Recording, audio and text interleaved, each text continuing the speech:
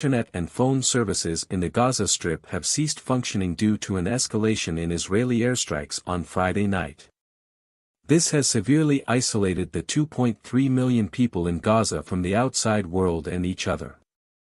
Israel's military has announced its expansion of ground operations in the besieged territory, indicating a move closer to a full-scale invasion of Gaza. This comes as part of Israel's stated intention to dismantle Hamas, the ruling militant group, after a previous incursion in southern Israel 3 weeks ago. The intensified airstrikes illuminated the sky over Gaza City, leading to a complete blackout in internet, cellular, and landline services. With most electricity already cut off weeks ago, Palestinians found themselves in isolation, with limited access to food and water. The disruption of communication was attributed to the bombardment by the Palestinian telecom provider, Paltel. The impact of these new airstrikes and the extent of casualties remained unclear due to the information blackout.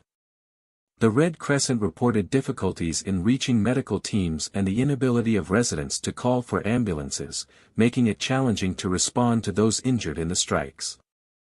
International aid organizations also faced communication challenges, reaching only a few of their staff via satellite phones.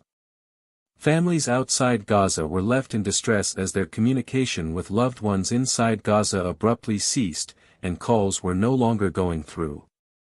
The situation raised concerns about the lack of information in the midst of ongoing violence and airstrikes.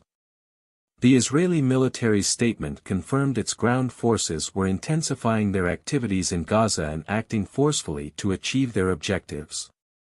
Israel has maintained that its airstrikes primarily target Hamas fighters and infrastructure, though it contends that militants operate within civilian areas, putting civilians at risk. Israel has mobilized a significant number of troops along the border with Gaza in preparation for a potential ground offensive. Earlier, ground forces had conducted multiple incursions inside Gaza, striking numerous militant targets in the preceding 24 hours. The defense minister of Israel, Yoav Gallant, acknowledged the expectation of a protracted and challenging ground offensive in Gaza. Dismantling Hamas' extensive network of tunnels was deemed a time-consuming process. The conflict's endgame and the criteria for Hamas' defeat remained unclear, though Israel clarified its lack of intention to govern the Gaza territory. The death toll in Gaza has risen significantly, with a majority of casualties being minors and women, as per the territory's health ministry.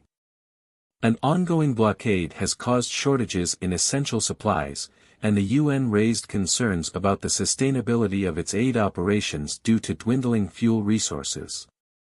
On the other side, Israel reported casualties and hostages taken into Gaza as a result of rocket attacks by Palestinian militants. The conflict has witnessed a higher overall death toll than previous Israel-Hamas wars, with tensions escalating and the potential for regional conflict. U.S. warplanes struck targets in eastern Syria in response to attacks on American forces, while mysterious explosions occurred in Egypt's Sinai Peninsula, potentially linked to Yemen's Iranian-backed Houthi rebels.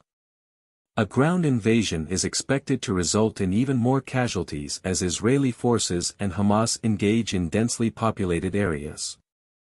Gazan hospitals have struggled to secure fuel for emergency generators, as Israel has ceased fuel deliveries.